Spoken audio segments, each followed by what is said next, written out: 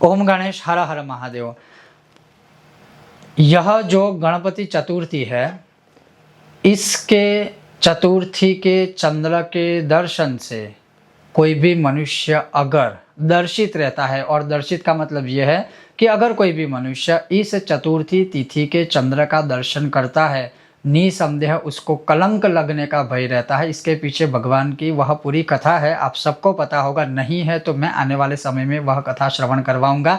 लेकिन मूल आज का विषय क्या है कि अगर आपसे अनजाने में चतुर्थी तिथि के चंद्र का दर्शन हुआ है तो उस कलंक से बचने के लिए आप क्या कर सकते हो, वही आज का हमारा विषय और वीडियो है।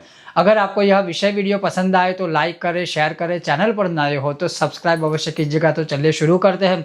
अगर गलती से भी या जानबूझकर आपसे चतुर्थी तिथि के चंद्र का दर्शन हुआ है तो उस कलंक से बचने के लिए आपको सिर्फ और सिर्फ अगले दिन अर्थात पंचमी के दिन या फिर उसी चतुर्थी तिथि के सायं या रात्रि काल को भगवान गणपति के सामने बैठ करके एक बार, वैसे तो एक बार बोला है लेकिन कलयुग है, उसके अतिरिक्त मैं आपको ये सुझाव दूंगा कि आप 108 बार या तो लाल चंदन की माला से या तो रुद्राक्ष की माला से गणपति दादा के सामने बैठ करके आप इस मंत्र का जाप करें 108 बार। निसंदेह भगवान का ही कथन है, वचन है, मनुष्य उस चतुर्थी चंद्र के दर्शन के कलंक से मुक्त हो जाता है। और वो मंत्र कौन सा है तो वो ये है, ओम सिंह प्रसे नमवदित सिंहो जाम्बवता हतः सुकुमारक मारुद्रीस्तव येष स्यमंतकः। इसकी पूरी कथा है स्यमंतक मणि से जुड़ी हुई, तो इसमें कोई शंका, कोई या डाउट नहीं कर सकता है।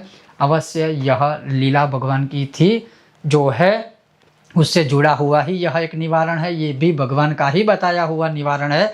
तो अगर आपसे यह गलती हुई है जाने अनजाने में तो आप इसका प्रायश्चित कर सकते हो। और पूर्व काल में अगर इस प्रकार से चतुर्थी तिथि के चंद्र के दर्शन हुए हैं, अगर अनजाने में किसी से और किसी को पता नहीं है, तो भी आप यह मंत्र जाप सिर्फ 108 बार या एक माला भगवान के सामने बैठकर करोगे, इस कलंक से आप मुक्त हो सकते हो। क्योंकि कभी कभी आप सोचिएगा आपने गलती नहीं की है, फिर भी आपके जीवन में ना एक बार आपको कलंक लगता है, आपको फिर खुद को भी प्रश्न होता है कि मैंने ऐसा कुछ नहीं किया है तो ये कलंक मुझे ही क्यों लगा।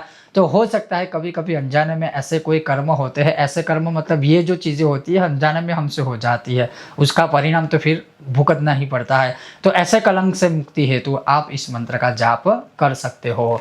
ओम गणेश हर हर महादेव।